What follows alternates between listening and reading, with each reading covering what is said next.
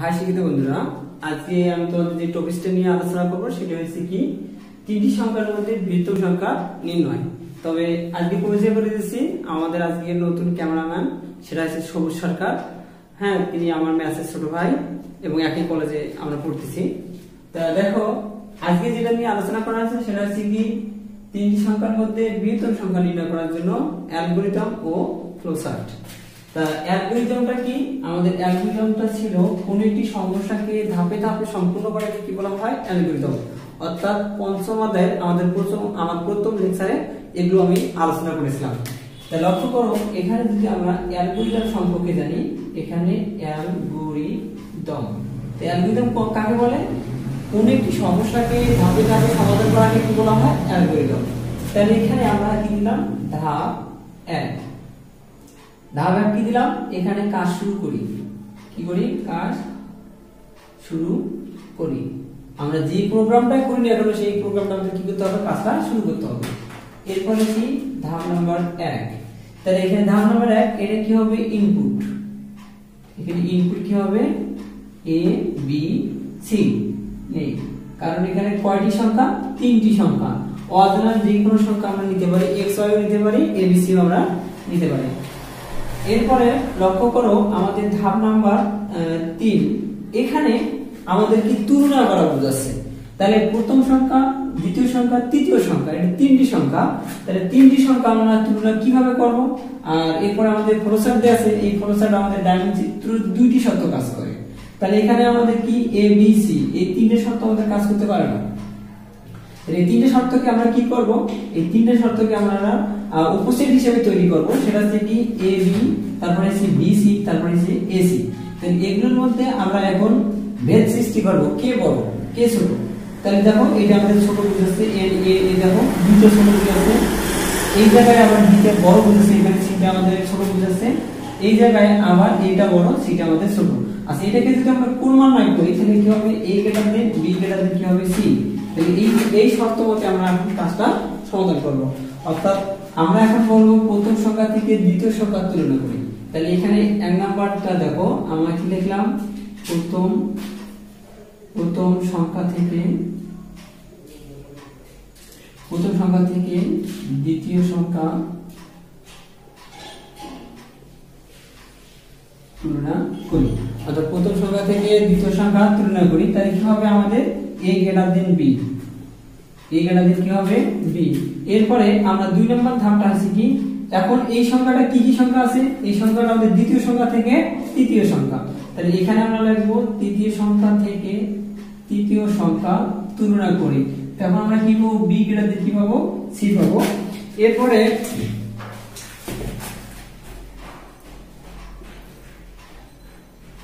এরপর লেখা আছে প্রথম সংখ্যা থেকে আমরা কি করব? তৃতীয় সংখ্যা, কারণ এখানে প্রথম সংখ্যা থেকে আমাদের তৃতীয় সংখ্যা আছে। তাহলে প্রথম সংখ্যা থেকে তৃতীয় সংখ্যা তুলনা করি। তাহলে কি হবে? এখানে a গ্রেটার দেন কি হবে? c। তাহলে এখন আমরা কি লিখব? ধাপ নাম্বার 5 1। তাহলে এক নম্বর ধাপ মানে ধাপ নাম্বার 4 আমাদের এই জায়গায় হবে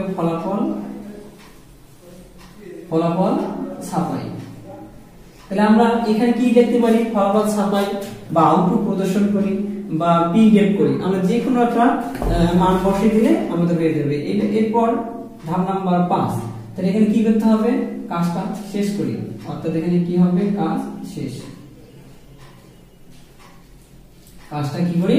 শেষ করি। এরপরে আমাদের কি আছে? ফ্লোচার্ট। কি আছে? ফ্লোচার্ট। তাহলে লক্ষ্য করো, এটা ছিল আমাদের কি অ্যালগরিদম। অর্থাৎ প্রথম সংখ্যা থেকে দ্বিতীয় সংখ্যা তুলনা। তাহলে কি হবে? a গ্রেটার দেন কি হবে? b। আর দ্বিতীয় সংখ্যা থেকে তৃতীয় সংখ্যা তুলনা, তাহলে কি হবে? b গ্রেটার দেন কি হবে? c। আর এর আছে প্রথম সংখ্যা থেকে দ্বিতীয় সংখ্যা, তাহলে a গ্রেটার দেন কি হবে? c। তাহলে লক্ষ্য করো, আমরা যদি এখন ফ্লোচার্টটা করতে চাই তাহলে একটু আমরা ফ্লোচার্টটা লক্ষ্য করি। এই জায়গায় যেহেতু আমার এখানে জায়গা থাকতেছে না, তাহলে আমি একটু এই দিকে লিখছি। আচ্ছা, ফ্লোচার্টটা কি ছিল আমাদের? এখানে আমরা কাজটা শুরু করব। অর্থাৎ কি হবে? স্টার্ট। আমি প্রথম লেকচারে একটা গল্প বলেছিলাম ফ্লোচার্ট তৈরি করার। হ্যাঁ, এই গল্পটা একটু দেখে নিও প্রথম লেকচারে। তাহলে স্টার্ট, তারপরে এখানে আমাদের ইনপুট হিসেবে একটা মান আসবে। তাহলে এখানে আমাদের ইনপুট কি হবে? a b কি হবে? c। এরপরে আমাদের লক্ষ্য করতে হবে এখানে আমাদের প্রসেসিং চিত্র আসবে না ডায়মন্ড চিত্র আসবে। হ্যাঁ, ডায়মন্ড চিত্রকে আমরা সিদ্ধান্তমূলক চিত্র বলতে পারি, কারণ দেখো আমাদের এখানে যেহেতু তুলনা করা বোঝাচ্ছে, হ্যাঁ না উত্তর আসতেছে, বড় হতে পারে আবার ছোট হতে পারে, এই জন্য আমরা এখানে ডায়মন্ড চিত্র নেব। কি নেব? ডায়মন্ড চিত্র। তাহলে এখানে এ গ্রেটার দেন কি নিলাম? বি। তাহলে এইটার মধ্যে এখন তুলনা বুঝাবে, এটা কি নিলাম? ইয়েস, আর একটা কি নিলাম? নো। তবে মনে রাখবা এখানে আমি বড় সংখ্যাটাকে কি করছি? ইয়েস করছি, আর ছোট সংখ্যাটাকে কি করলাম? নো। তাহলে এখন এখানে আবার কি আছে, কারণ আমাদের কি ছিল? এ গ্রেটার দেন কি ছিল? বি, আর এটা কি ছিল? বি গ্রেটার দেন কি ছিল? সি। এটা কি ছিল? এ গ্রেটার দেন কি ছিল? সি ছিল। তাহলে আমরা এখানে একটা মান বসাইতে পারি, এখানে একটা মান বসাইতে পারি। তাহলে এখানে লক্ষ্য করো আমাদের কি হবে? এ গ্রেটার দেন সি নিতে পারি, আর এখানে কি হবে? আচ্ছা, এ গ্রেটার দেন সি টা যদি আমরা এখানে নেই তাও সমস্যা নেই। এখানে কি হবে? বি গ্রেটার দেন কি হবে? সি। তো বি গ্রেটার দেন কি হবে? সি। এখন এই দুটোর মধ্যে আমরা মান বের করব। একটা ইএস, হ্যাঁ, তাহলে ইএস এখানে বড় সংখ্যা, কোন সংখ্যাটা আসতেছে? বড় সংখ্যাটা কি আসতেছে আমাদের এখানে? এ। তাহলে এখানে পি কি হবে? এ। আচ্ছা, এই দুটো সংখ্যার মধ্যে আমরা এখানে একটা ভিন্ন চিত্র দেখব। তাহলে এখানে কি লিখবো? নো। নো মানে আমাদের কি এসেছে? পি কি এসেছে? সি। তাহলে এখানকার মধ্যে ছোট সংখ্যা কোনটা? তাহলে সি। বিটা আমাদের বড় সংখ্যা। তাহলে এই জায়গায় আমরা কি লিখবো? ইয়েস, আর এখানে কি করব? নো। কারণ নো নো কমন, তাহলে এখানকার নো, এখানকার নো, এখানকার নো সি, এই জায়গার নো সি। তাহলে এই জায়গায় আমাদের কি এসেছিল বলতো? প্রিন্ট কি এসেছিল? সি। আর এই জায়গায় আমাদের কি এসেছিল? একটা আউটপুট আসলো। এই আউটপুটটা আমাদের কি আসলো? এখানে আউটপুটটা আসলো কি আমাদের? বি। এখন দেখো এই আউটপুটের মানগুলো এক জায়গায় কি হবে? সংযুক্ত হবে। কি হবে? সংযুক্ত। তাহলে সংযুক্ত হওয়ার জন্য আমাদের কি লাগবে? একটা সার্কেল চিহ্ন, অর্থাৎ বৃত্ত চিহ্ন, অর্থাৎ বৃত্ততে কি বোঝায়? সংযোগ করা বোঝায়। তারপরে এখানে আবার টার্মিনাল প্রতীক দিয়ে কি হবে? কাজটা শেষ করা বোঝাবে। অর্থাৎ এখানে আমরা স্টপ লিখতে পারি বা ইন্ট লিখতে পারি। তাহলে এটি ছিল আমাদের কি? তিনটি সংখ্যা থেকে বৃহত্তম সংখ্যা নির্ণয় করার জন্য আমাদের অ্যালগরিদম। তাহলে আমাদের এ বড়, এখানে আমাদের সিটা কি বুঝেছে? ছোট বুঝেছে। দেখো এখানে নো সংখ্যা, সিটা ছোট, আমাদের এটা একটা বড়। এখন কেউ যদি বলে আমরা একটু ভিন্ন অনুপাতে করতে পারি, এখন এইভাবেও কেউ যদি করতে পারো, লক্ষ্য করো এখানে আমরা কি দিলাম? এখানে ইয়েস দিলাম, আর এখানে কি দিলাম? নো দিলাম। সেই ক্ষেত্রে কি হবে? কারণ আমরা তো সবগুলো একদিকে কি করছি? ইয়েস করছি, আর একদিকে নো করছি। সেই ক্ষেত্রে কেউ যদি এখানে করতে চাও, তাহলে এখানে একটা আমাদের আউটপুট সংখ্যা হবে এখানে আমাদের দুইটা। তাহলে এখানে প্রিন্ট, এখানে প্রিন্ট কি হবে? প্রিন্ট হবে এখানে সি। তারপর এখানে আরেকটা প্রিন্ট হবে, সেটা প্রিন্টে কি হবে? প্রিন্ট কি হবে? এখানে বি। হ্যাঁ, আর এই জায়গায় প্রিন্ট কি হবে? সি। তাহলে এখন এখানে এই মান আবার এই মান সব মানে কি হবে? এক জায়গায় আমাদের সংযুক্ত হবে। এইভাবে করলে আমাদের কাজটা হবে। তবে আগেটাই আমাদের কি ছিল? ভালো ছিল। এখন যদি বলা হয় তিনটি সংখ্যার মধ্যে ক্ষুদ্রতম সংখ্যা, তাহলে তিনটি সংখ্যার মধ্যে ক্ষুদ্রতম সংখ্যা যদি করি তাহলে কি হবে?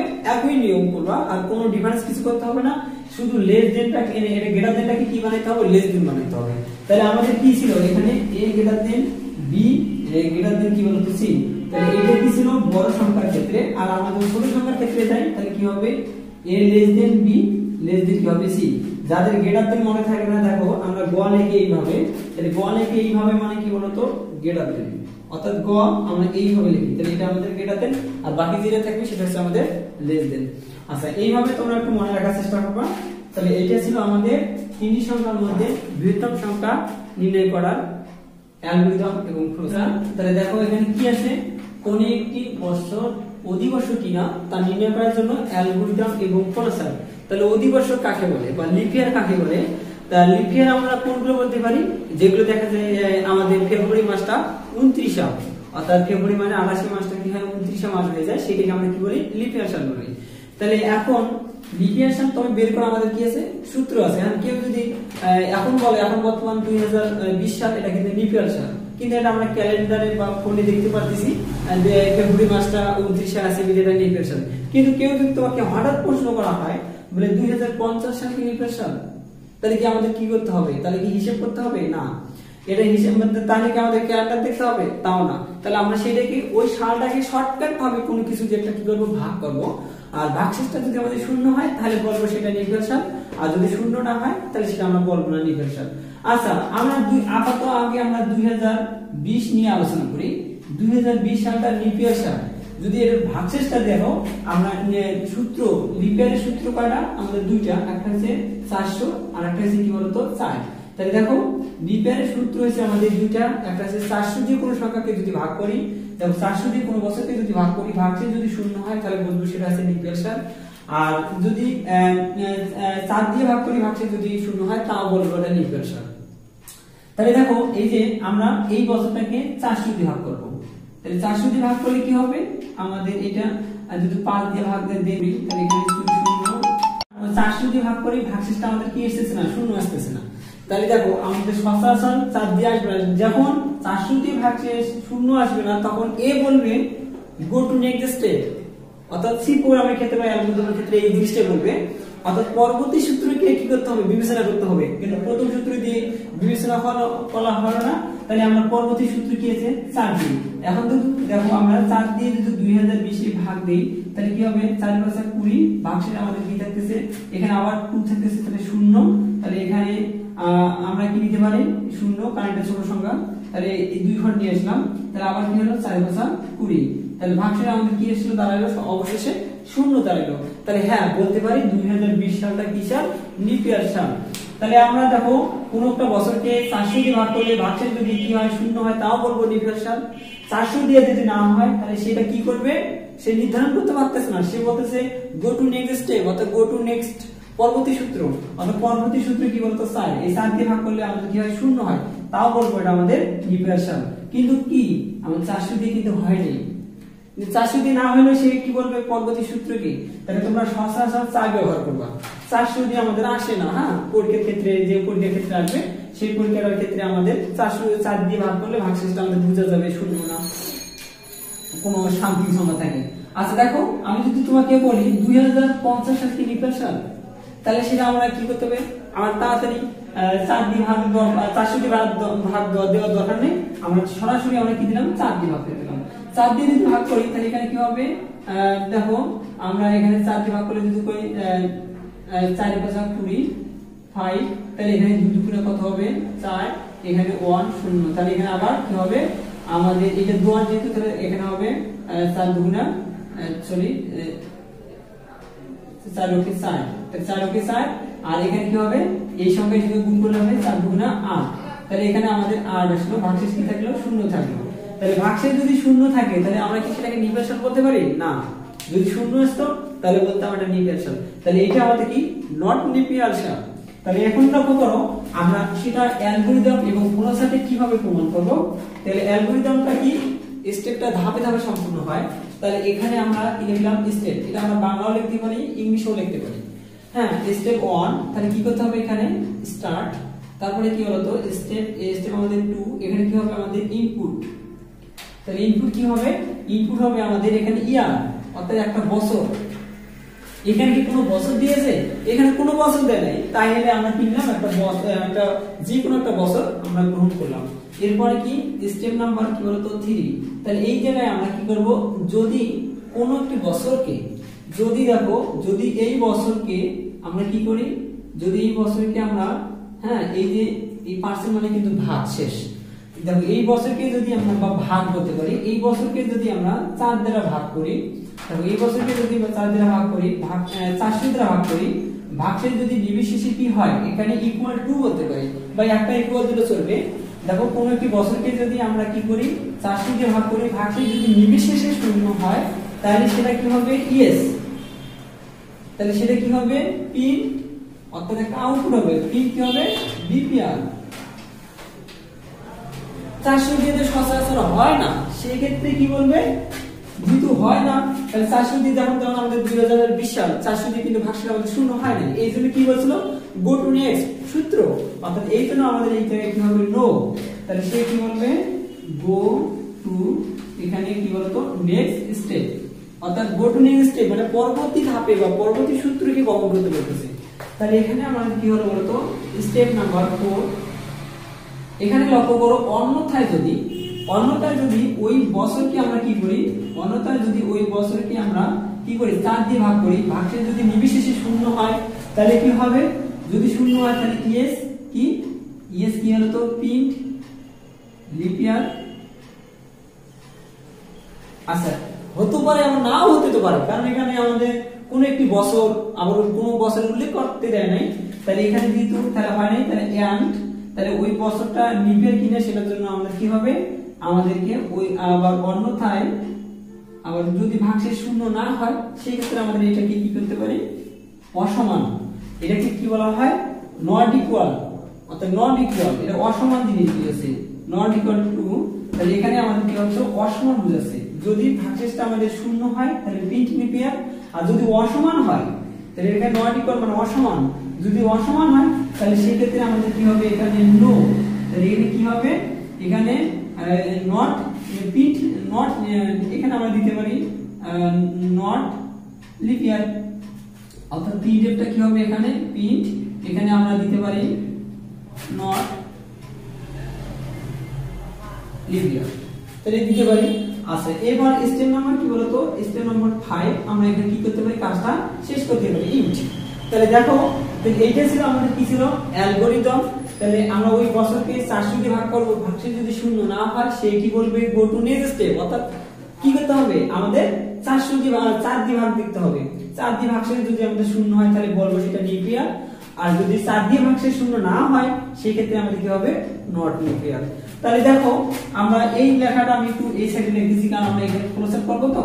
তাহলে এখানে আমি কি দিলাম, এখানে লিপ ইয়ার, এখানে কি বলতো ওই সূত্রটা আমি এইখানে লিখে দিলাম। তাহলে কোন একটি বছরকে যদি আমরা যদি এর অসমান হয়, এটাকে অসমান বলা হয়, তাহলে এখানে কি বলতো আমাদের নট লিপ ইয়ার। আচ্ছা এখন আমরা কি করব, ফ্লো চার্ট। তাহলে ফ্লো চার্টে আমাদের কি টার্মিনাল চিত্র, এটা কি হবে আমাদের স্টার্ট, তারপরে এখানে ইনপুট, আমাদের এখানে কি হবে, এখানে ইনপুট কি হবে, এখানে ইয়ার। এখানে যদি কোনো একটা বছর দিত তাহলে আমরা ওই বছরটাকে ইয়ারটা না লিখে ওই বছরটা দিতাম। আচ্ছা এরপর লক্ষ্য করো আমরা এই জায়গায় কি করতেছি, শর্ত কাজ করতেছি। কি করতেছে বলতো, শর্ত কাজ করতেছে। শর্তটা কি, বছরটা নিতে হতে পারে আবার নাও হতে পারে, কারণ 400 দ্বারা ভাগ আসতেছে। তাহলে এই জন্য আমরা এখানে আমরা কি করব, হ্যাঁ এখানে আমরা একটা কাজ করব,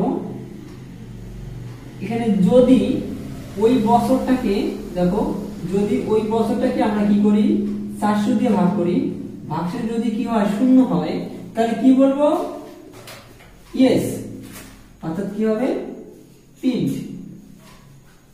কি হবে, এখানে লিপ ইয়ার। আর শূন্য হতেও পারে আমরা নাও হতে পারে, তাহলে সেই ক্ষেত্রে আমরা কি বলবো, নো, অর্থাৎ গো টু নেক্সট স্টেপ। তাহলে গো টু নেক্সট স্টেপটা কি বুঝেছে, অন্যথায় ওই বছরটা হতে পারে আবার নাও হতে পারে, অন্যথাও আবার হতে পারে আবার নাও হতে পারে। এখানেও আবার দুটো শর্ত, তাহলে দুটো শর্ত হলে আমাদের কি চিত্র ব্যবহার করা উচিত, ডায়মন্ড চিত্র ব্যবহার করা উচিত। সেক্ষেত্রে আমরা এখানে কি দেবো, আবার এখানে একটা ডায়মন্ড চিত্র বা সিদ্ধান্তমূলক চিত্র দেবো। কারণ সিদ্ধান্তমূলক দেখো, সিদ্ধান্তমূলক চিত্রের কাজ কি, আমাদের একটি প্রশ্ন দুটি কাজ বুঝাবে। যেমন তোমাকে কেউ যদি প্রশ্ন করে তুমি কি ভাত খেয়েছো, হ্যাঁ না, তুমি হ্যাঁও বলতে পারো নাও বলতে পারো। তাহলে এইরকম কোন প্রশ্ন বুঝালে আমরা সিদ্ধান্তমূলক চিত্র নিয়ে যাবো। তাহলে এখানে কি হবে দেখো, অন্যথায় যদি আমরা ওই বছরকে কি করি 4 দিয়ে ভাগ করি, ভাগশেষ যদি কি হয় শূন্য হয় তাহলে কি হবে, যদি শূন্য হয় সেটা ইয়েস প্রিন্ট লিপ ইয়ার, অর্থাৎ যদি শূন্য হয় তাহলে এখানে হবে আমাদের প্রিন্ট কি বলতো লিপ ইয়ার।